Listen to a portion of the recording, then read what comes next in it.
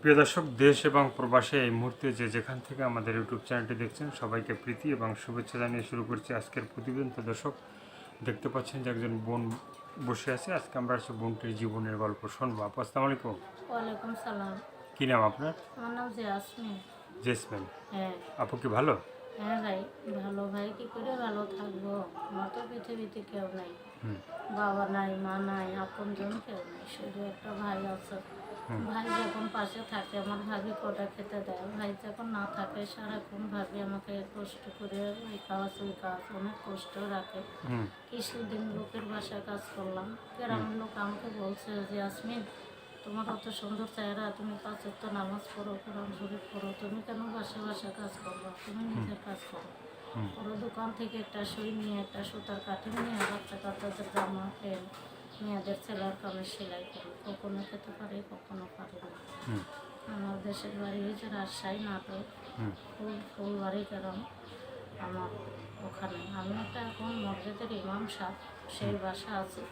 ইমাম সাহেব আমাকে বলছে, মা তোমার এত দুঃখ এত কষ্ট করতে হবে না, তুমি আমার বাসায় থাকো, ভালো একটা নামাজি লোক পালে তাকে আমি বিয়ে দিয়ে দেবো। এর কারণে আমি কত দুঃখ কষ্ট নিয়ে আমি ইউটিউবের সামনে আসছি। আমি কোনোদিন ভাবি নাই যে আমি আজ ইউটিউবের সামনে দাঁড়াবো।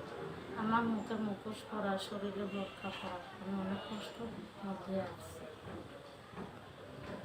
তো ইমাম সাহেব কি কোনো নামাজি ছেলে কি পায় না?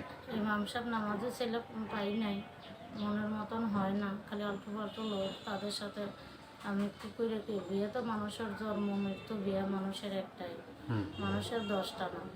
মানুষের অনেক লোক অনেক কথাই বলে। ইমাম সাহেব বলছে কি 5 ওয়াক্ত নামাজ কালাম পড়বেন, সেই লোকটার ইনশাল্লাহ গরিবের মেয়ে আল্লাহর কোরআনে লেখা আছে যে গরিবের মেয়ে বিয়ে করে 5 ওয়াক্ত নামাজ কালাম শেখাইতে পারবে, সেই স্বামীর জান্নাত, সেটা কোরআনে লেখা আছে।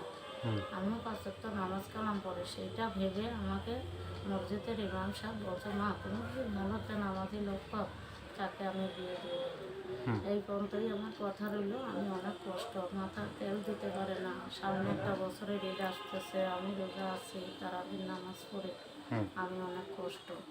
শুধু সময়কালের সময়তে একটা বিস্কুট খেয়ে রাতের রোজা থাকি, অনেক কষ্ট করে বেতেন আমি ইউটিউবের সামনে দাঁড়াচ্ছি। তো কেউ যদি আপনার সাথে যোগাযোগ করতে চায়, আপনার ফোন নাম্বারটা আপনি বলতে পারবেন? হ্যাঁ, আমার যোগাযোগ করবেন। হ্যাঁ। তো আর কি বলার আছে বলতে চান? হ্যাঁ, আর একটা করবো ভাই, একটা করলাম। মানে আর কি বলতে চান আপনি? আর কি বলতে চাই, যদি আমি মনের মতো একটা স্বামী পাতাম, যে সারা জীবন তাকে নিয়েই আমি ভালোবাসতাম। আমি চাই না অনেকের ভালোবাসা, আমি চাই না যে আমাকে বিয়ে করবে কি ভালোবাসবে, 5 দিন 10 দিন 2 মাস ভালোবেসে সে বুকের ভিতরে থেকে আর একখানে চলে যাবে, সেই ভালোবাসাটা আমি চাই না। আমি চাই যে আমাকে ভালোবেসে বুকে টেনে নেবে। আমি আল্লাহর কাছে তাকে 5 ওয়াক্ত নামাজ কালাম করে দোয়া করে আমি সারা জীবন সেখানেই কাটাবো। আমি তাই বলছি। মানে সারা জীবন? সারা জীবন আমি তার পাশেই আমি থাকবো। সে আমাকে এক মুঠো ডাল ভাত খাওয়াবে, পর্দা মতো রাখবে, আমি সারা জীবন তার কাছে থাকবো। তার কাছে থাকবেন? হ্যাঁ। আর কিছু বলতে চান?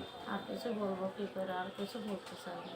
তো দর্শকে, আপুর কথাগুলো শুনলেন, ভালো লাগলে অবশ্যই তার পাশে থাকবেন। সাহায্য সহায়তা, প্রেম, ভালোবাসা, বিয়ে শাদী যে যেটা করবে সেটা আপনাদের একান্তই ব্যক্তিগত ব্যাপার। ভালো থাকেন, সুস্থ থাকেন, 5 ওয়াক্ত নামাজ পড়েন, দেশটাকে বেশি বেশি করে ভালোবাসবেন। সবাইকে আল্লাহ হাফেজ, সবাই বেশি ভালো থাকবেন।